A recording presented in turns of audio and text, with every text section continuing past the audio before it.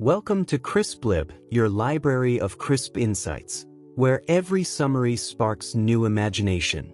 Today, let's dive into Loving What Is by Byron Katie, a powerful book that guides us toward peace by changing the way we interact with our thoughts.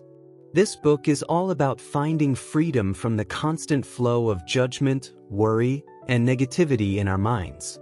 Katie introduces a process called the work, which helps us challenge our thoughts, question their validity, and see situations with greater clarity and acceptance. Katie begins with a simple but profound idea. Most of our suffering comes not from the situations we face, but from our thoughts about those situations. She believes that our minds are like powerful storytelling machines, constantly creating narratives about what should or shouldn't happen. Often, these stories lead to feelings of frustration, anger, or disappointment, and that's where suffering starts. Loving What Is invites us to question these stories and to see if they're as true as we think they are. The foundation of the work is 4 questions that help us examine any troubling thought we have.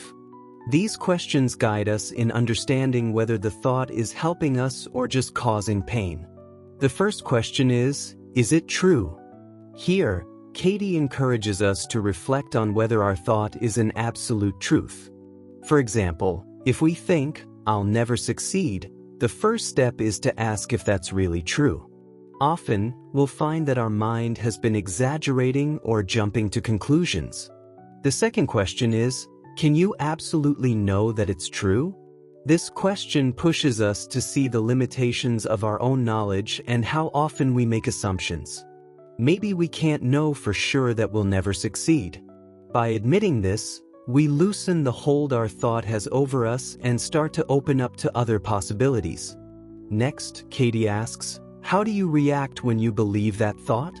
Here, we're invited to look inward and notice how a single thought can influence our emotions and behavior. For instance, when we think, "I'll never succeed," we might feel anxious, lose motivation, or start avoiding challenges. Katie emphasizes that it's not the situation causing the stress, but our belief in the thought. By realizing how much a single thought affects us, we become more motivated to let it go. The fourth question is, who would you be without that thought? This question is a way to imagine our life without the burden of that specific belief. Imagine letting go of the thought, "I'll never succeed." Without it, you might feel lighter, more optimistic, and ready to take on challenges. Katie explains that this step opens us up to peace and clarity by showing us how we can experience life when we stop believing every thought that crosses our mind. After these 4 questions, the work introduces a practice called turnarounds. Here, we take the original thought and turn it around to see it from different perspectives. For example, if your thought was, "They don't appreciate me," the turnaround could be, "I don't appreciate them," or "I don't appreciate myself." These alternative perspectives help us see the situation in a new light and often reveal ways we can take responsibility or adjust our own actions. Turnarounds are Katie's way of inviting us to rethink our judgments and see how we might be contributing to our struggles. One of the major messages in Loving What Is the importance of accepting reality as it is. Katie argues that resisting reality only leads to suffering. She has a famous saying, "When you argue with reality, you lose, but only every time."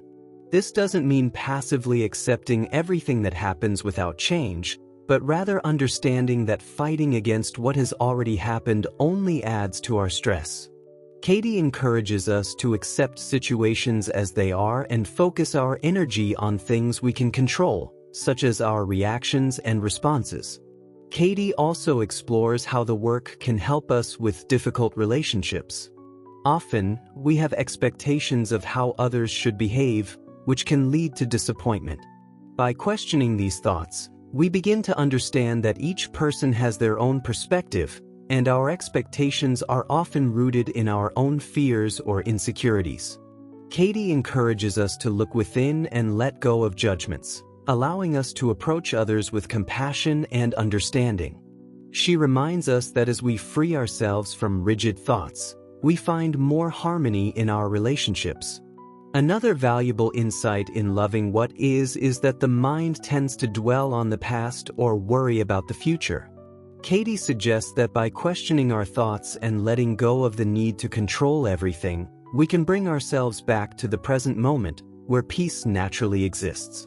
She explains that true happiness comes from accepting and embracing the present as it is, without adding extra layers of worry or regret. The work doesn't just help with temporary relief, it creates lasting change by teaching us a new way of interacting with our thoughts.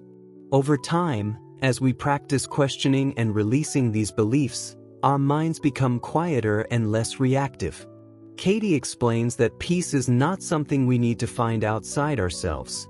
It's a natural state we return to when we stop believing every thought that brings us down.